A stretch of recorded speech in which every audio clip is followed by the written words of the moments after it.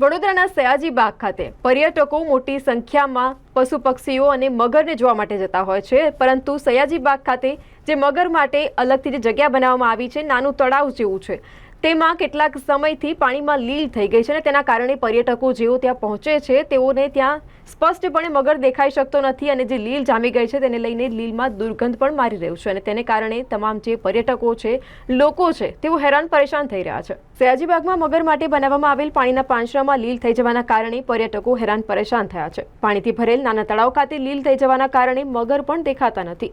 આ લીલ દુર્ગંધ મારે છે।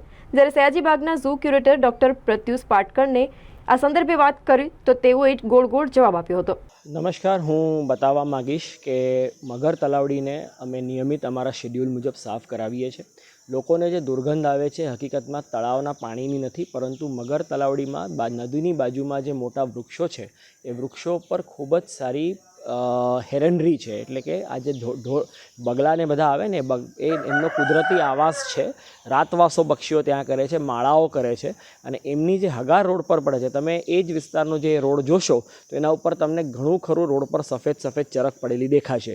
એ હકીકતમાં એ મોટાભાગની જે દુર્ગંધ છે એ પક્ષીઓના હગારના કારણે આવતી હોય છે, કારણ કે આ તમામ પક્ષીઓ જે છે એ મત્સ્યભોજી પક્ષીઓ, માછલી ખાનારા પક્ષીઓ છે અને એના કારણે આ દુર્ગંધ આવતી હોય છે। બીજું, મગરના પિંજરામાં જે લીલ છે એ મગરના કુદરતી આવાસનો એક ભાગ છે।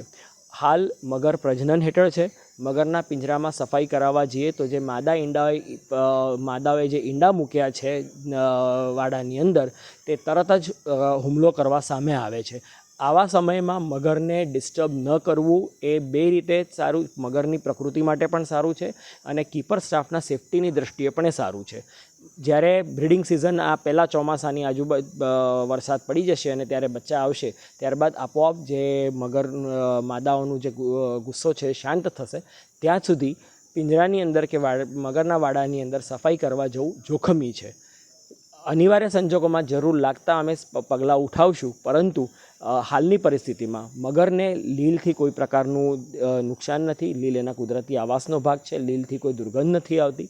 લીલ વારંવાર સફાઈ કરાવવું અમને પણ સમજીએ છીએ કે અમે એને સફાઈ કરાવીએ છીએ અને હાલ બ્રીડિંગ સિઝન હોવાના કારણે પ્રજનનના ઋતુમાં મગરને એમાં ડિસ્ટર્બ કરવું જોખમી છે।